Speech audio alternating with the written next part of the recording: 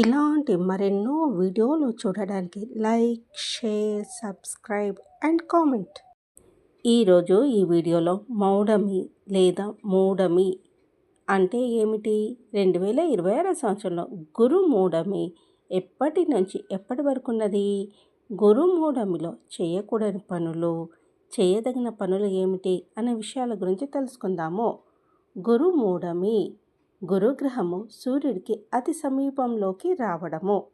మూఢమి అంటే చీకటి లేదా గ్రహము కాంతిహీనమవ్వడము.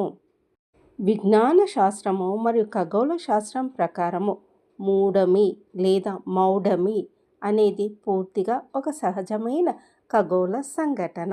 మన సౌర కుటుంబంలో అన్ని గ్రహాలు సూర్యుని చుట్టూ వేర్వేరు కక్షల్లో వేరువేరు వేగాలతో తిరుగుతూ ఉంటాయి.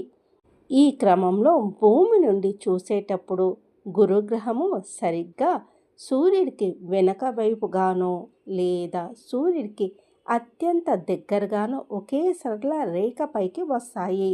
సూర్యుడికి గురువుకి మధ్య దూరం దాదాపు 11 డిగ్రీలు లేదా అంతకంటే తక్కువ ఉన్నప్పుడు భూమిపై నుంచి చూసేవారికి గురుమూఢమి కనిపిస్తుంది.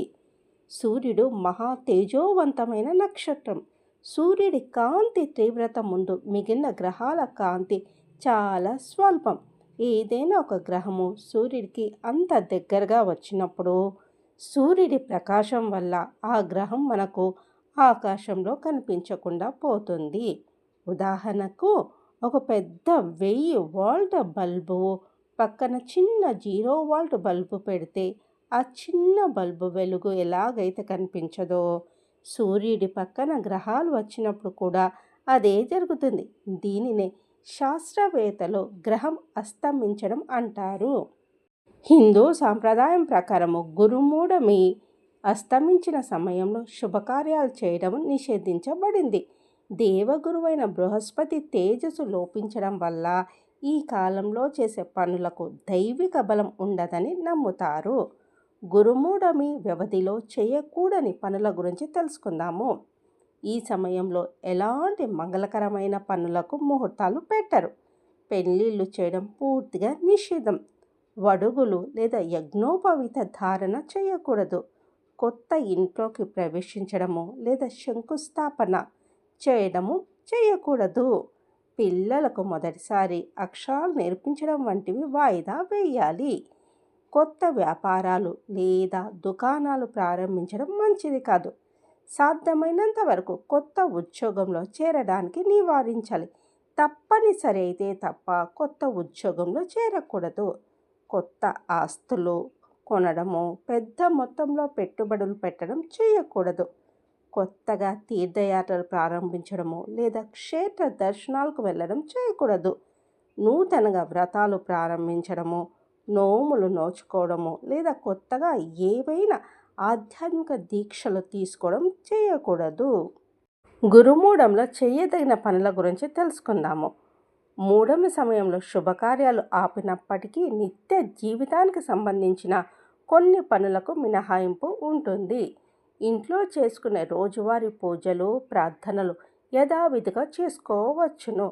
పుట్టినరోజు జరుపుకోవడానికి ఎలాంటి అభ్యంతరం లేదు. గర్భిణీ స్త్రీలకు చేసే శ్రీమంతము సమయానుకూలంగా చేయాల్సి ఉంటుంది కాబట్టి దీనికి మూఢమితో సంబంధం లేదు. వైద్య చికిత్సలు, కోర్టు వ్యవహారాలు లేదా ముందే నిర్ణయించబడిన పనులను ఆపాల్సిన అవసరం లేదు.